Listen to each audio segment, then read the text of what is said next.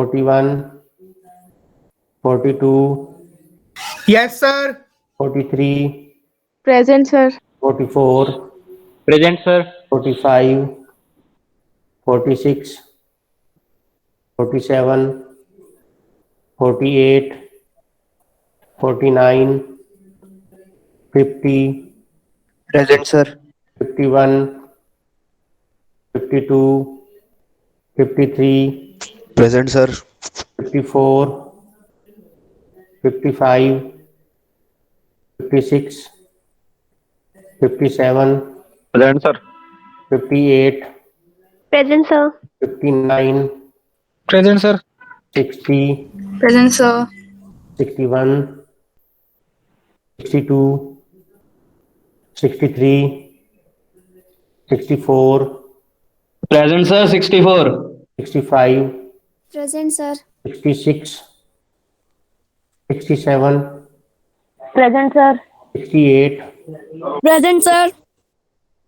69, 70, Present, sir. 71, Present, sir. 72, 73, sir. 74, Present, sir. 75, Present, sir. 76, Present, sir. 147, Yes, sir. 148.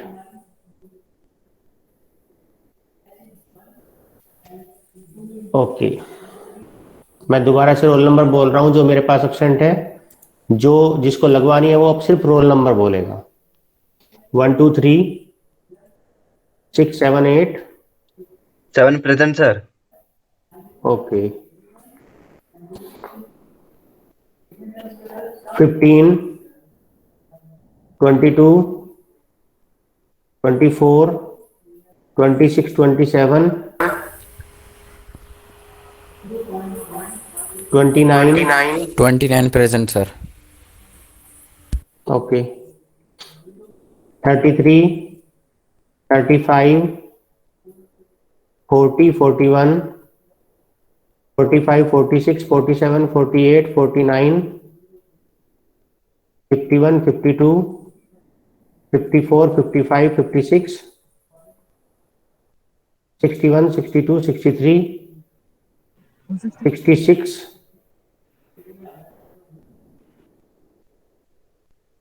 बोला है sir. 61, sir 61 present है, उसका mic काम नहीं कर रहा sir. 61, okay, yes sir. 69, 72 and 148. 72 present, sir. Okay,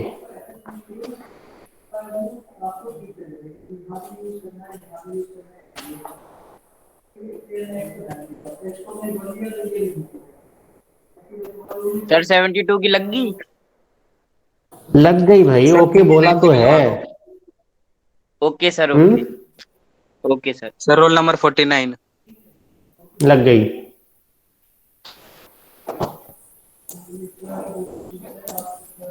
Sir, 49 की लगा दी क्या? अरे यार कैसे बोलूं मैं, बोल रहा हूं ना ओके लग गई। Okay, sir. सुना नहीं था आपको? बाकी को सुन रहा है? मेरी आवाज आ रही है? Yes, sir. Yes sir. तो आपको सुन रहा है? मैंने बोला है लग गई।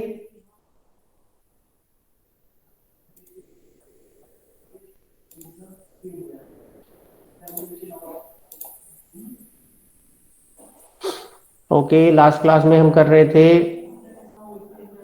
Effective mass of electron.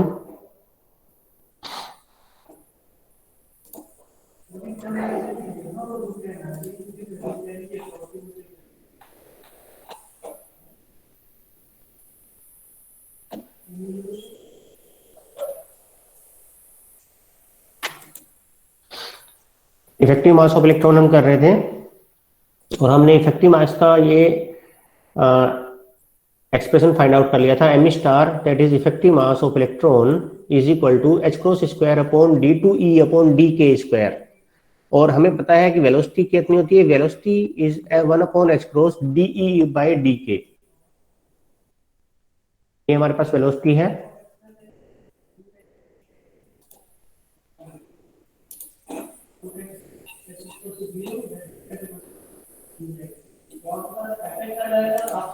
Okay, तो ये हमने कर लिया था। अब हमें क्या करना है, आपको सिर्फ वेरिएशन दिखाना है। We want to study the variation of effective mass with K. K की वैल्यू हमने ली है pi by a minus pi by a से पाई बाई ए के बीच में, और ये पाई बाई ए के की वैल्यू वो है जहां पर डिसकंटिन्यूटी एग्जिस्ट करती है एनर्जी बैंड्स में। जहां पर डिसकंटिन्यूटी एग्जिस्ट करती है एनर्जी बैंड्स में, हमने आपको दिखाया था पहले भी, इफ यू रिमेंबर।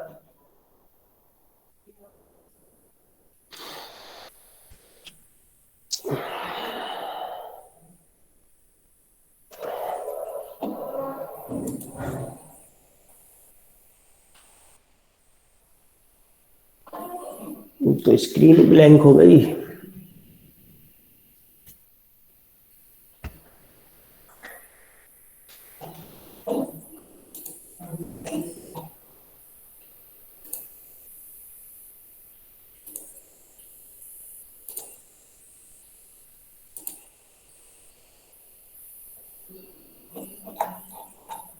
ये हमने ई वर्सेस के कर्व आपको कराया था। ई वर्सेस के कर्व डायग्राम है ये। इस एक्सिस पर एनर्जी है, इस एक्सिस पर के है, यहाँ पर ये के वैल्यू है, और ये पाई बाई ए तक यहाँ से यहाँ तक कंटिन्यूस है। पाई बाई ए पर डिसकंटिन्यूटी है, 2 पाई बाई ए पर डिसकंटिन्यूटी है। इसी तरह से इस साइड में भी माइनस पाई बाई ए पर डिसकंटिन्यूटी होगी, क्योंकि plus minus n pi by a पर डिसकंटिन्यूटी होती है। ठीक है, ओके, तो ये हम आपको बता रहे थे।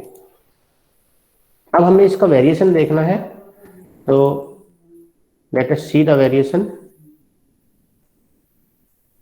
यहां पे हम आ गए थे। चलिए, अब ई वर्सेस के कर्व हमने बना लिया है। ये नीचे के है ये, और ये ई है। तो ई इस तरह से वेरी कर रहे हैं यहां पर। तो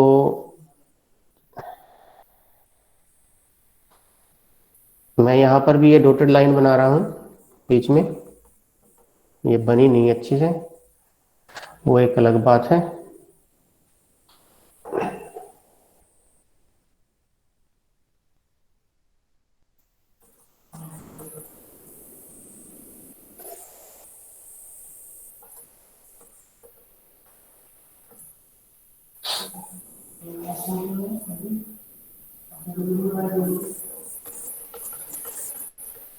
ये हो गई, ये ई वर्सेस के है कर्व है। यहां पर ये के है, ये के है यहां पर, दिस इज के, ओके। अब आप देख सकते हैं यहां पर, अगर मुझे वेलोसिटी फाइंड आउट करनी है, अगर मुझे ये वेलोसिटी फाइंड आउट करनी है, तो वेलोसिटी जो डायरेक्टली प्रोपोर्शनल है वो किसके, डी ई बाई डी के है। अगर y और x के बीच में कर्व होता है तो dy बाई डी एक्स उसका स्लोप होता है। ये कर्व e और k के बीच में है, तो इसलिए डी ई बाई डी के जो होगा वो क्या होगा, स्लोप होगा। और स्लोप हम कैसे निकालते हैं, जिस भी पॉइंट पर मुझे स्लोप फाइंड आउट करना होता है उस पॉइंट पर मैं टेंजेंट निकालता हूं, और टेंजेंट जो एंगल थीटा बनाती है उसका टेन थीटा स्लोप होता है, आपको पता है ये, उसका टेन थीटा स्लोप होता है।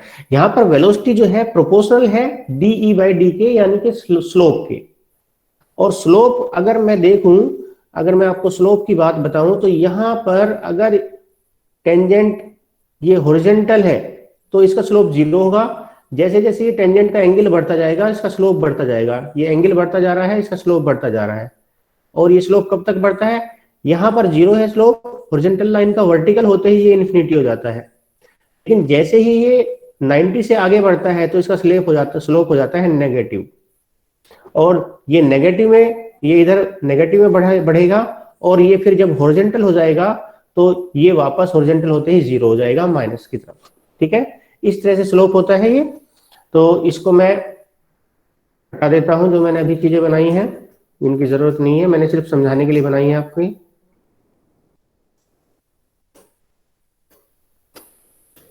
ओके, तो मुझे डी ई बाई डी के देखना है, मुझे डी ई बाई डी के देखना है, और वेलोसिटी उसी के प्रोपोर्शनल है। सो लेट अस सी, अगर मैं इस पॉइंट पर, यहां पर स्लोप देखूं, इस पॉइंट पर टेंजेंट खींचूं तो टेंजेंट हॉरिजॉन्टल लाइन है। इस पॉइंट पर यहाँ पर टेंजेंट क्या है, हॉरिजॉन्टल लाइन है, हॉरिजॉन्टल लाइन का स्लोप 0 होगा, तो यानी डी बाई डी के 0 होगा, तो वेलोसिटी भी 0 होगी, यानी कि इस पॉइंट पर वेलोसिटी 0 होगी। तो अगर मैं वेलोसिटी का कर्व बनाऊं, मैं यहाँ पर अगर वेलोसिटी ले लूं इस एक्सिस पर, ये मैंने वेलोसिटी ले ली है, ठीक है, तो यहाँ पर ये 0 होगी वेलोसिटी।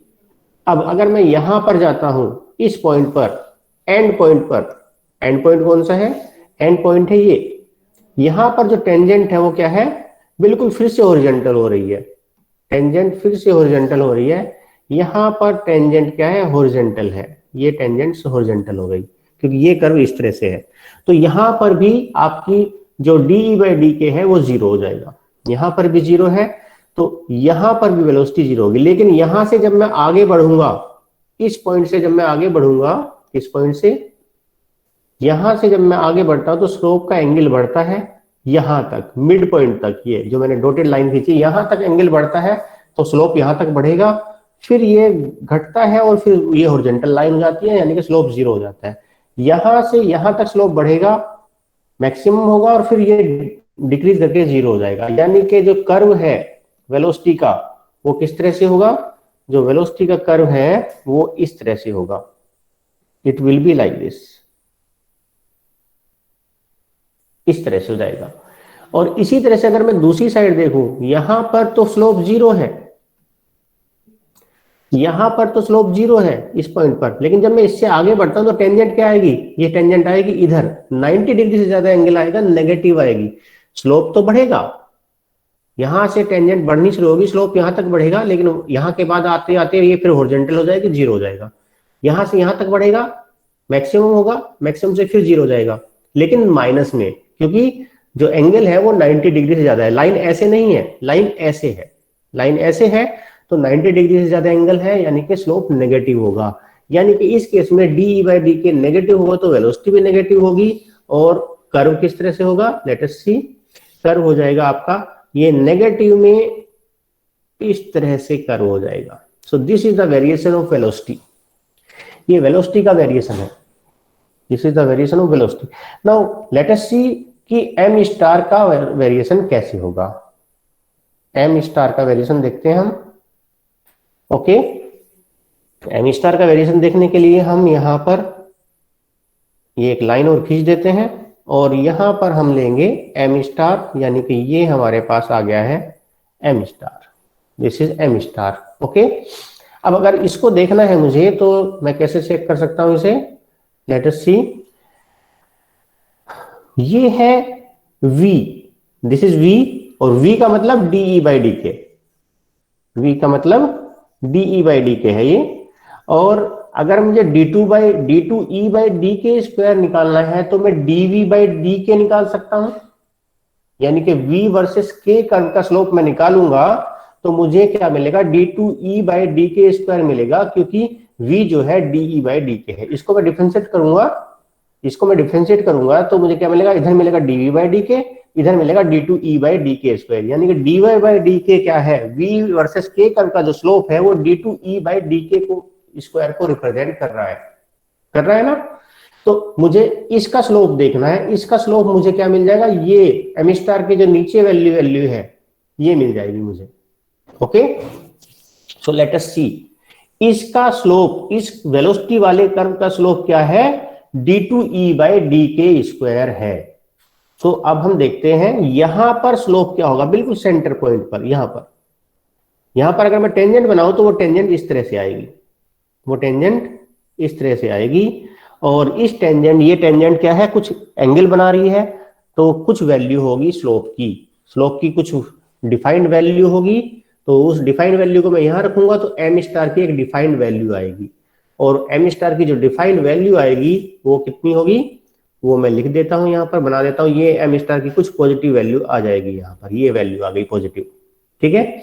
अब इससे जब मैं आगे बढ़ता हूं तो उसकी वैल्यू में क्या चेंज आएगा, यहां से जब मैं आगे बढ़ता हूं तो यहां तक पहुंचते पहुंचते टेंजेंट क्या हो जाएगी, 0 हो जाएगी, ये हॉरिजॉन्टल हो जाएगी लाइन, टेंजेंट हॉरिजॉन्टल हो जाएगी तो स्लोप 0 हो जाएगा।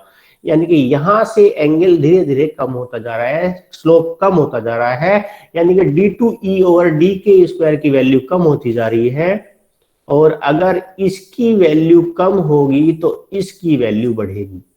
ओके, यानी कि एम स्टार विल इंक्रीज। तो इस पॉइंट के बाद एम स्टार क्या होगा, इंक्रीज करेगा। यहां से एम स्टार क्या होगा, यहां से एम स्टार इंक्रीज करेगा इस तरह से। यहां पर पहुंच के हॉरिजॉन्टल हो गई, जीरो हो गई।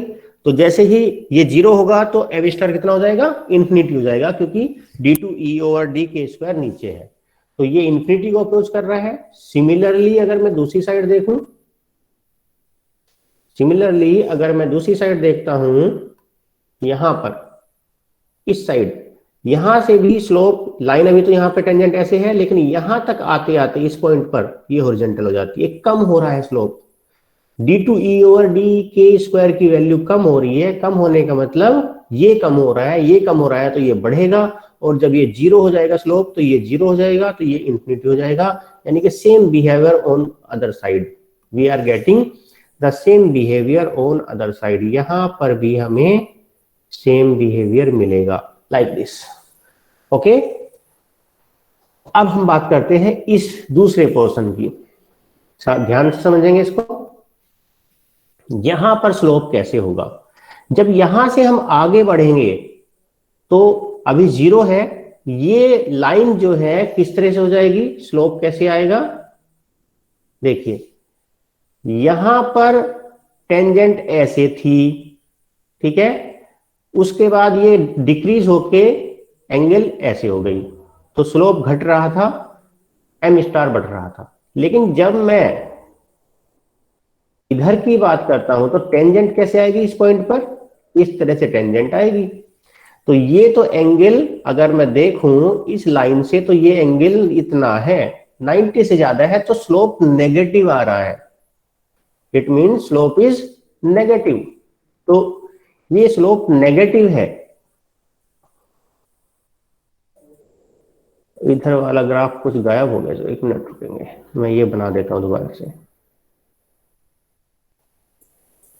ओके, तो यहां पर स्लोप नेगेटिव है, लेकिन कुछ वेल डिफाइंड वैल्यू है ना, जीरो है स्लोप, जीरो नहीं तो कुछ वैल्यू आ रही है, क्योंकि टेंजेंट ऐसे है, कुछ वैल्यू आएगी। तो माइनस में जब मैं कुछ वैल्यू को यहां रखूंगा, जब मैं माइनस में कुछ वैल्यू को यहां रखूंगा, तो एम स्टार की कुछ वैल्यू आएगी, डेफिनेट डिफाइंड वैल्यू आएगी, फाइनाइट वैल्यू आएगी, लेकिन माइनस में आएगी। और उस माइनस को मैं कैसे प्लॉट करूंगा इस पर, लेट अस सी।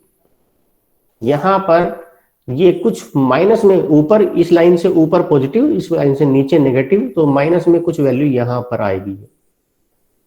जब इस पॉइंट से मैं आगे बढ़ूंगा वापस, जब मैं इस पॉइंट से यहां पर आ रहा हूं, तो यहां पे तो लाइन ऐसे है टेंजेंट, यहां पर आते आते क्या हो जाएगी, हॉरिजॉन्टल हो जाएगी, जीरो हो जाएगी। माइनस में घटते घटते वो डिक्रीज जीरो हो रही है। तो माइनस में डिक्रीज हो रही है ये वैल्यू, ये वैल्यू माइनस में डिक्रीज हो रही है, तो ये वैल्यू बढ़ेगी, तो माइनस में बढ़ेगी। लेकिन और अब जब जीरो हो जाएगा तो किसको अप्रोच करेगी, माइनस इन्फिनिटी को अप्रोच करेगी। So this will decrease like this and approach to minus infinity, ये माइनस इन्फिनिटी को अप्रोच करेगी। अब हम दूसरी तरफ की बात कर लेते हैं। ऑन अदर साइड यहां पर देखें, जैसे यहां पर इस तरह से लाइन है, टेंजेंट है, वैसे ही यहां पर भी टेंजेंट ऐसे ही आएगी, तो बिल्कुल सिमेट्रिकल बिहेवियर आएगा। यहां से हम आगे बढ़ेंगे तो हॉरिजॉन्टल की तरफ, हॉरिजॉन्टल हो जाएगी यहाँ पे टेंजेंट, हॉरिजॉन्टल होते जीरो हो जाएगा, डिक्रीज कर रहा है माइनस में, तो ये वैल्यू डिक्रीज करके माइनस में जीरो हो जाएगी, तो ये वैल्यू इंक्रीज करेगी माइनस में और इन्फिनिटी को अप्रोच करेगी, माइनस इन्फिनिटी को। सो लेट अस सी, इधर भी कर्व जो है आपका कैसा होगा, इधर भी कर्व आपका इस तरह से हो जाएगा, लाइक दिस। तो this is the behaviour of the effective mass of the electron in the lattice. Lattice के अंदर इफेक्टिव मास इस तरह से आएगा। ओके,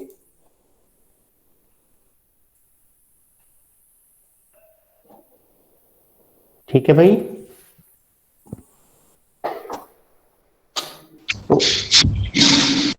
किसी को कुछ डाउट है तो पूछ सकता है।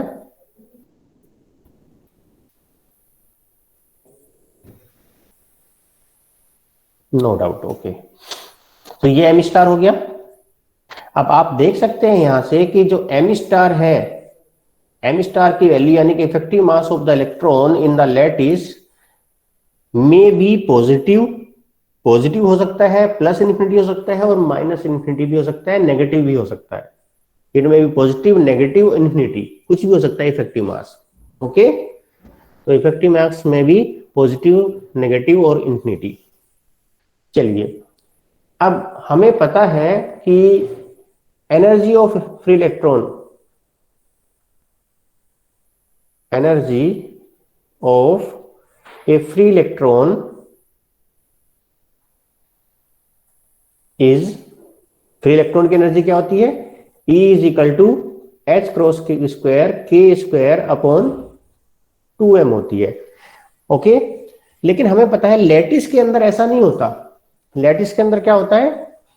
लैटिस के अंदर होती है जो एनर्जी है कंटिन्यूस नहीं होती, यहां पर कंटिन्यूस है, इट हैज अ डिसकंटिन्यूटीज, इसमें डिसकंटिन्यूटी है।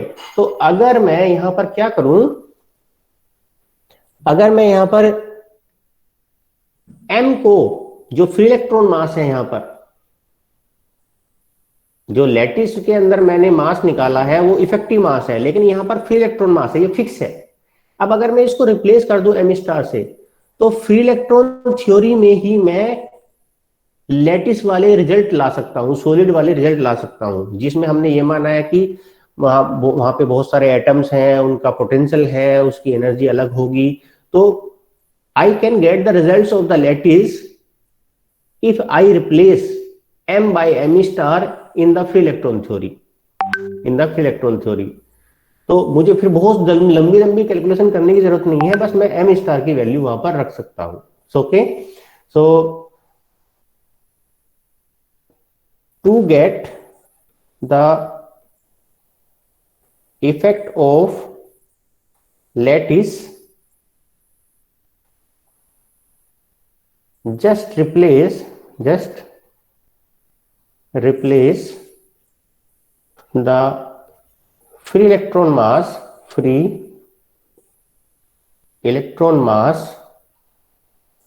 by effective mass।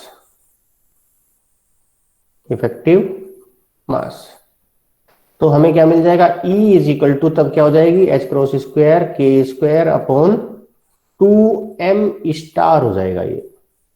ओके, सिर्फ इतना चेंज हमें करना है। अब ये जो एनर्जी है फ्री इलेक्ट्रॉन की है, लेकिन इसी में आपको रिजल्ट किसके मिल जाएंगे? You will get the result of solid lattice. Okay, तो इस तरह से ये आर्टिकल आपका यहाँ पे खत्म हो जाता है, और इसके खत्म होते ही ये यूनिट भी यहाँ पर खत्म हो जाती है। ओके, अब हम हाँ, अब हम नेक्स्ट यूनिट यहाँ पर स्टार्ट करने वाले हैं। तो नेक्स्ट यूनिट स्टार्ट करेंगे, उसके लिए मैं नई फाइल खोल लेता हूं।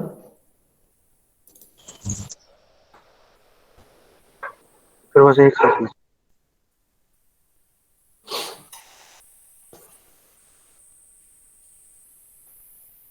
सर ये वाली फाइल क्लासरूम पे अपलोड कर देना। अभी करूं, बाद में कर दूंगा। नहीं, वैसे मैं कर चुका हूं ऑलरेडी। हमारी सीएससी एक ही क्लास है ना अभी? Yes sir. ओके, तो हमने उल्टा कर दिया।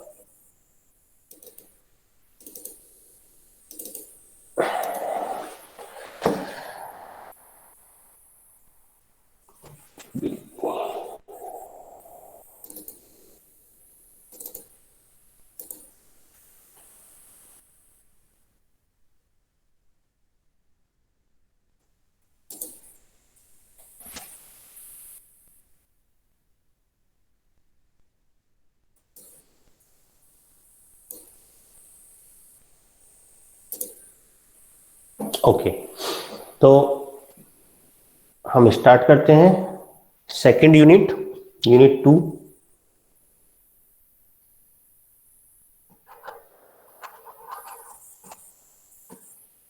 यूनिट 2, और यूनिट 2 है सेमीकंडक्टर्स।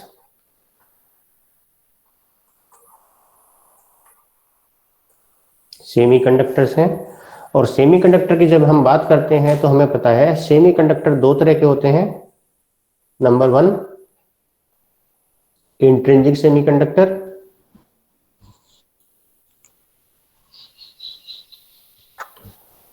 और second sir extrinsic.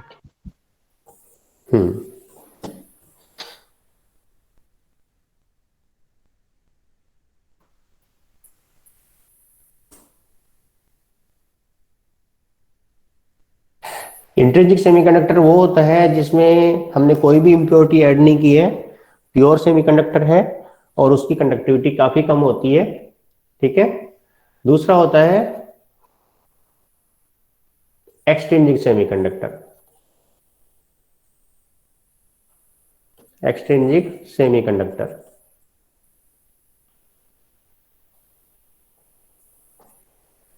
Okay. Extrinsic semiconductor आपको पता है वो होता है जिसमें हम इम्प्योरिटी ऐड करते हैं, ट्राइवेलेंट या pentavalent, to increase the conductivity और to make the semiconductor n type और पी टाइप। अगर मैं पेंटावेलेंट इम्प्योरिटी मिलाता हूं तो वो एन टाइप बन जाएगा, अगर मैं ट्राइवेलेंट इम्प्योरिटी मिलाता हूं तो वो पी टाइप बन जाएगा। ये आपको पता है ऑलरेडी। और अगर मैं इनके एनर्जी लेवल डायग्राम की बात करूं तो इंट्रिंसिक सेमीकंडक्टर में क्या होता है, इंट्रिंसिक सेमीकंडक्टर में हमारे पास यहाँ पर EC होगा, यहाँ पर EV होगा। अगर मैं आपको ये बताऊं कि जब हम बैंड बनाते हैं तो हम बनाते हैं कंडक्शन बैंड, तो ये हम कंडक्शन बैंड बनाते हैं, उसके नीचे हम वैलेंस बैंड बनाते हैं। तो this is the top of the valence band, this is EV and this is the bottom of the conduction band, this is EC। तो एनर्जी लेवल डायग्राम बनाने के लिए हम क्या करते हैं, पूरा बैंड नहीं बनाते, EC और EV को बनाते हैं। EC is the bottom of the conduction band, EV is the top of the valence band. Okay, तो ऐसे हम बनाते हैं, मैंने आपको बता दिया। तो उसी का ये पार्ट है, मैं इसको रब कर रहा हूं।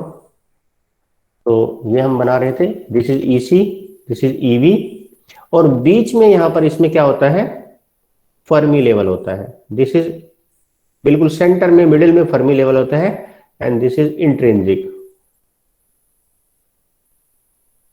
ये इंट्रिंसिक सेमीकंडक्टर के लिए है। अगर मैं एन टाइप सेमीकंडक्टर की बात करूं, एन टाइप सेमीकंडक्टर में क्या होता है, this is EC, this is EV और जो फर्मी लेवल है वो थोड़ा ऊपर होता है, close to the conduction band, this is EF। ये EF है और ये मैंने बनाया है किसके लिए, एन टाइप के लिए। This is for N type semiconductor, तो मैं इसको EFN भी कह सकता हूं। ओके, तो ये EF का मतलब क्या है? Fermi level.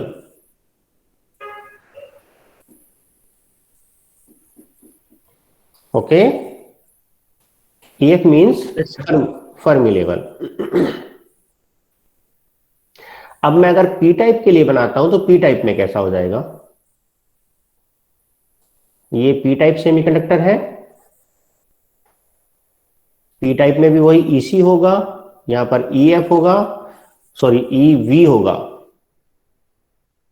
This is EV और इसमें जो फर्मी लेवल होता है that is close to the valence band, this is EF और P मैं कह सकता हूं क्योंकि पी टाइप सेमीकंडक्टर है।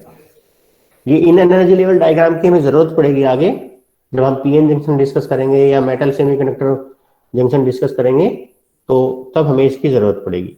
तो इस तरह का स्ट्रक्चर होता है, इस तरह के एनर्जी लेवल डायग्राम होते हैं N type semiconductor, P type semiconductor या इंट्रिंसिक सेमीकंडक्टर में। ठीक है, तो इसके बाद जो हम चलने वाले हैं वो हम चलने वाले किस पर है, we will find out the concentration of electron. Electron की कंसंट्रेशन हम फाइंड आउट करेंगे। ठीक है, in the conduction band. Conduction band में जो हमारे पास एन टाइप या पी टाइप सेमीकंडक्टर है तो उसमें यहां पर जो इलेक्ट्रॉन है कंडक्शन बैंड में, वही इलेक्ट्रॉन इलेक्ट्रिसिटी को कंडक्ट करते हैं, वही इलेक्ट्रॉन इलेक्ट्रिसिटी को कंडक्ट करते हैं। तो उन्हीं का कंसंट्रेशन मुझे फाइंड आउट करना है। I want to find out the concentration of electron in the conduction band which participate in the conduction of the electricity. Okay, so next हमारा आर्टिकल शुरू हो जाता है concentration of electron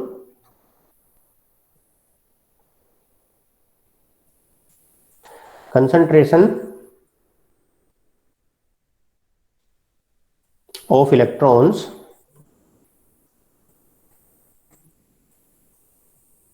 in conduction band।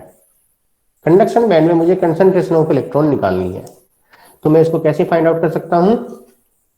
मुझे पता है कि जो डेंसिटी ऑफ स्टेट्स है, we know that we know that the number of electrons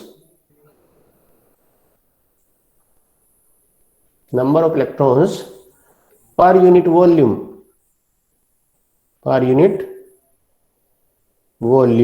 इसको हम क्या कहते हैं? डेंसिटी ऑफ, इसको हम डेंसिटी ऑफ स्टेट्स भी कहते हैं, number of electrons per unit volume को। We know that the number of electrons per unit volume in a small energy range DE, in a small energy range DE is given by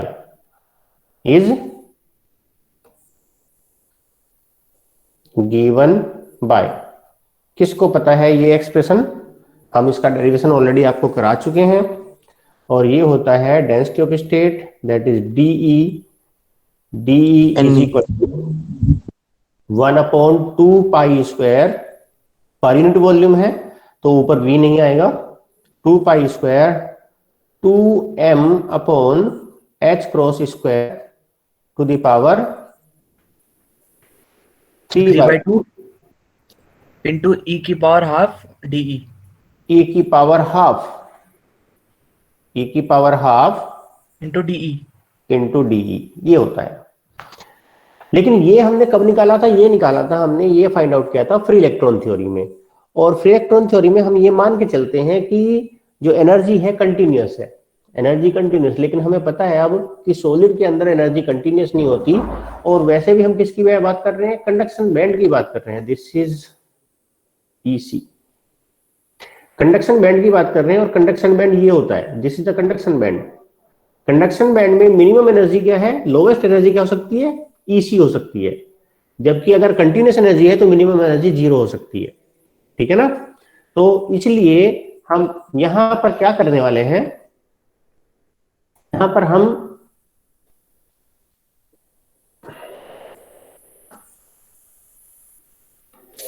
इस half को मिटा देते हैं, और ये हो जाएगा E minus EC। Lowest energy इसमें से माइनस हो जाएगी, E पावर हाफ हो जाएगा। E की जगह E माइनस EC हो जाएगा, क्योंकि लोवेस्ट एनर्जी यहां पर माइनस EC है। साथ ही साथ क्योंकि ये फ्री इलेक्ट्रॉन से हमने ड्राइव किया है, तो हम जो मास ऑफ इलेक्ट्रॉन है उसको हम रिप्लेस कर रहे हैं लैटिस से, सॉलिड के हिसाब से, यानी कि इफेक्टिव मास से। तो ये इलेक्ट्रॉन किसका है? इलेक्ट्रॉन का मास है ये, और इसको मैंने ME* कह दिया है, तो इफेक्टिव मास ऑफ इलेक्ट्रॉन हो गया ये। This is effective mass of electron. Okay, तो ये मान लेते हैं equation number 1। Now what is the probability of occupation?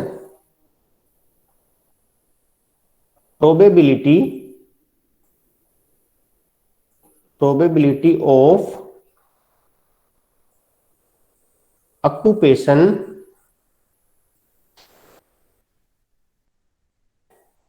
of an energy level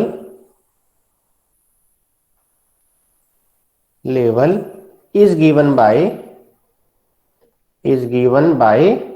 किससे मिलती है ये? Fermi function. Fermi direct function sir. Yes, you are right. Fermi function, short में हम क्या देते हैं? Fermi function. अच्छा, गिवन बाय हम ऊपर ही लिख चुके हैं, तो दो बार लिखने की जरूरत नहीं है।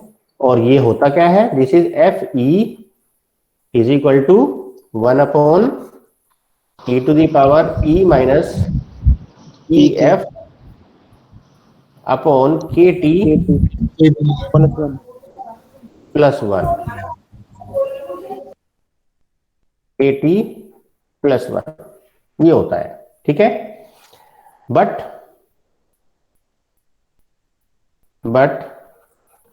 एट रूम टेम्परेचर पर क्या होता है? At room temperature E minus E F is greater than K T. E minus E F जो है वो के टी से ज्यादा है, और जब ये के टी से ज्यादा है, ये वैल्यू के टी से ज्यादा है, तो एक्सपोनेंशियल की पावर जो भी होगी, ये एक्सपोनेंशियल की वैल्यू जो होगी ज्यादा हो जाएगी 1 से काफी, और जब 1 से काफी ज्यादा हो जाएगी तो 1 को मैं जो नीचे है 1 को नेग्लेक्ट कर दूंगा मैं, तो मैं यहाँ पे कह देता हूं नेग्लेक्टिंग 1, और जब मैं 1 को नेग्लेक्ट कर दूंगा तो Fe की वैल्यू कितनी हो जाएगी? Fe की वैल्यू हो जाएगी in that case it will be equal to 1 नीचे गायब हो गया, तो एक्सपोनेंशियल को मैं ऊपर ले जाऊंगा तो पावर हो जाएगी माइनस में, तो e to the power minus E F over K T. ये इक्वेशन नंबर 2 मिल गई मुझे। ओके, अब मैं आपको वही एग्जांपल देने वाला हूं जो मैंने पहले दिया था। मेरे पास 100 एनर्जी लेवल्स हैं और उनमें इलेक्ट्रॉन के होने की प्रोबेबिलिटी 0.5 है, यानी कि उनमें इलेक्ट्रॉन के भरे होने की, इलेक्ट्रॉन के होने की संभावना 50% है। 0.5 प्रोबेबिलिटी मतलब 50% संभावना है। तो कितने इलेक्ट्रॉन होंगे एनर्जी लेवल के अंदर? एनीवन?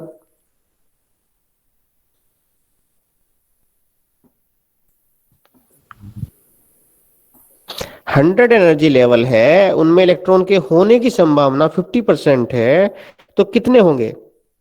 50। 50 होंगे। ठीक है ना?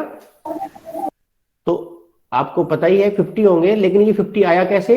मैंने नंबर ऑफ एनर्जी लेवल्स को प्रोबेबिलिटी से मल्टीप्लाई कर दिया, तो मुझे number of field energy levels मिल गया।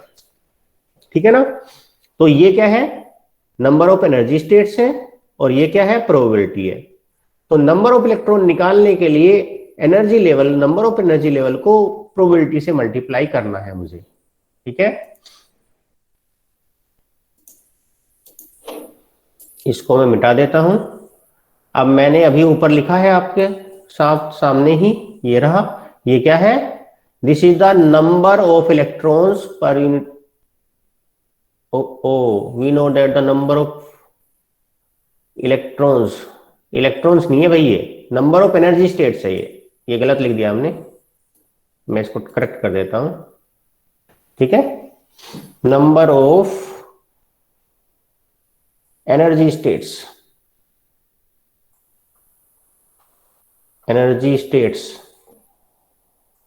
नंबर ऑफ इलेक्ट्रॉन निकाल रहे तो नंबर ऑफ इलेक्ट्रॉन ही लिख दिया, जबकि ये है number of energy states. Okay, तो हमने बताया आपको कि ये क्या है? This is number of energy states, this is number of energy states, और ये रही प्रोबेबिलिटी। दोनों को मल्टीप्लाई करूंगा तो मुझे क्या मिल जाएगा? नंबर ऑफ इलेक्ट्रॉन्स मिल जाएंगे पर यूनिट वॉल्यूम, यानी कि कंसंट्रेशन ऑफ इलेक्ट्रॉन्स। क्लियर? तो मैं अब ये काम करने वाला हूं। Okay, so the number of electrons,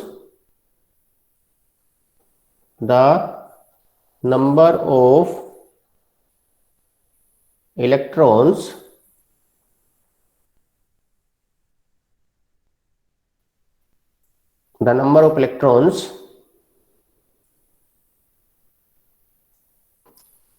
in a small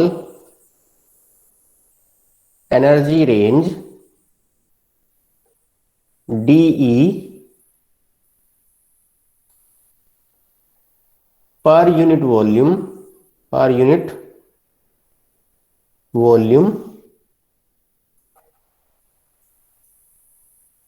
can be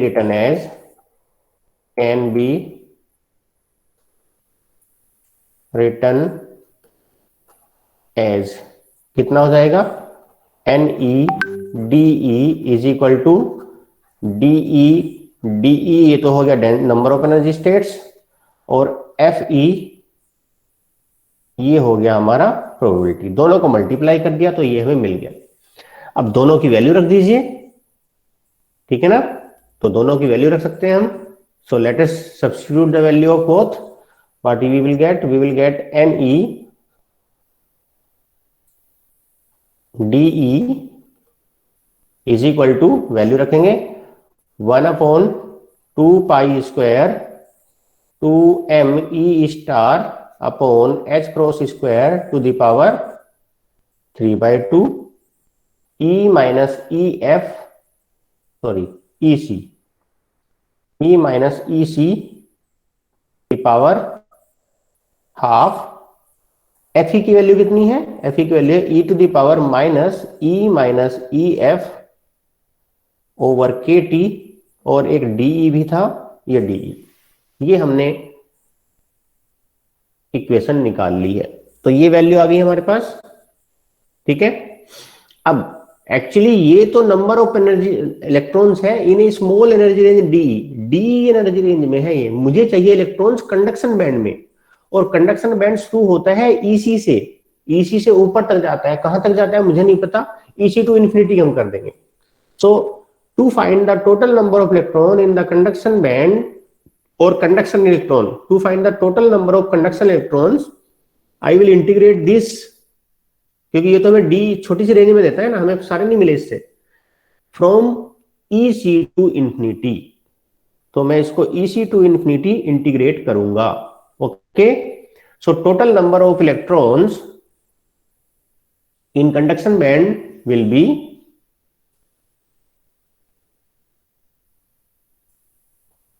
total number of electrons in conduction band will be, कितने हो जाएंगे भाई, ये हो जाएंगे हमारे, इनको हम लिख देते हैं नंबर ऑफ इलेक्ट्रॉन्स n, कहां पर कंडक्शन बैंड में है तो NC कर देते हैं। This will be equal to integration, कहां से कहां तक, EC से लेकर इंफिनिटी तक, क्योंकि कंडक्शन बैंड EC से शुरू होता है, और ये सारी वैल्यूज हम इसमें रख देंगे, ठीक है। यानी कि NE DE वैल्यू रख दीजिए, क्या मिल जाएगा आपको, EC to infinity 1/2 pi square 2ME star upon H cross square to the power 3/2 E to the power, sorry E minus EC आएगा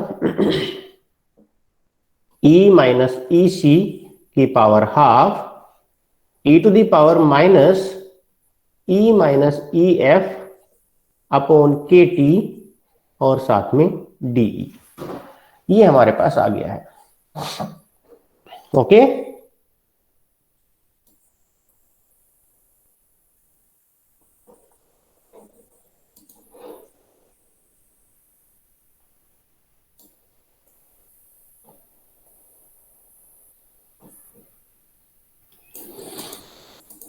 चलिए तो हमें नेक्स्ट पेज पे जाना पड़ेगा। सो let us move on the next page. ये हम next page पे आ गए हैं, दोबारा से मुझे लिखना पड़ेगा expression, that is NC is equal to integration EC to E infinity 1/2 pi square 2ME star upon H cross square to the power 3/2 E minus EC की power half E to the power minus E minus EF upon KT into DE, ये मैंने लिख दिया, ठीक है। तो जब मैंने ये लिख दिया है तो अब मैं जो मेरे पास है E माइनस EF, इसको मैं ब्रेक कर रहा हूं, कैसे ब्रेक करूंगा, लेट अस सी। सबसे पहले जो कांस्टेंट वैल्यू है सारी उसको हम बाहर लिख लेते हैं, यहां पर जो कांस्टेंट वैल्यू है सारी उसको हम बाहर लिख लेते हैं। So this will be NC is equal to, constant क्या है, 1/2 pi square 2ME star upon H cross square की पावर 3/2, ठीक है। Integration E C to infinity, okay, अंदर क्या बचा मेरे पास, e माइनस ई सी की power half e to the power, e to the power मैं यहां पर लिख रहा हूं minus e minus E C upon K T into D E. अब देखेंगे यहां पर ऊपर वाले से कंपेयर करेंगे, यहां पर माइनस का ई है, यहां पर माइनस का ई है, यहां देखिए यहां पर क्या है, माइनस का ई है, माइनस का ई है तो यहां पर भी माइनस का ई है, यहां पर माइनस प्लस का ई एफ है, ये देखिए यहां पर प्लस का ई एफ है, और यहां पर हमने E F E C plus कर दिया है, माइनस माइनस प्लस ई सी हमने प्लस कर दिया है, तो ई सी माइनस भी करना पड़ेगा, माइनस का ई सी भी तो करना पड़ेगा, और यहां पर ई एफ नहीं है तो यहां पर जो ई की पावर ई एफ प्लस का था, ई की पावर ई एफ यहां पर प्लस का था, वो हमने यहां ले दिया, हमने यहां पर प्लस किया है ईसी, ईसी प्लस किया है तो ईसी को माइनस भी करना पड़ेगा और अपॉन केटी भी लिखना पड़ेगा। ये यहां पे आ नहीं रहा है, मैंने जगह तो बनाई थी लेकिन कुछ ज्यादा ही हो गया, तो मैं इसको मिटा के दोबारा से लिखता हूं। हाँ जी तो ये होगा e to the power minus minus E F minus E C upon K T. अब इन दोनों एक्सपोनेंशियल को जोड़िए, ये वाला एक्सपोनेंशियल इस एक्सपोनेंशियल को और इस एक्सपोनेंशियल को जोड़िए तो ये मिल जाएगा आपको। यहां पर क्या है, माइनस माइनस प्लस का ईसी और यहां पर भी प्लस का ईसी, तो बाहर माइनस नहीं आएगा, सॉरी ये दोबारा से मैंने गलती से बना दिया, ये माइनस नहीं आएगा, ये माइनस नहीं होगा, ये माइनस नहीं होगा। ओके, तो हम आपको बता रहे थे प्लस का ईसी माइनस का EC cancel out, E minus E minus का ई माइनस का और ई एफ प्लस का ई एफ प्लस का, दोनों को मिला के तो सेम आ जाएगा यहां पर। ठीक है, तो इससे आगे हम कंटिन्यू करेंगे in the next class tomorrow. Okay, hello,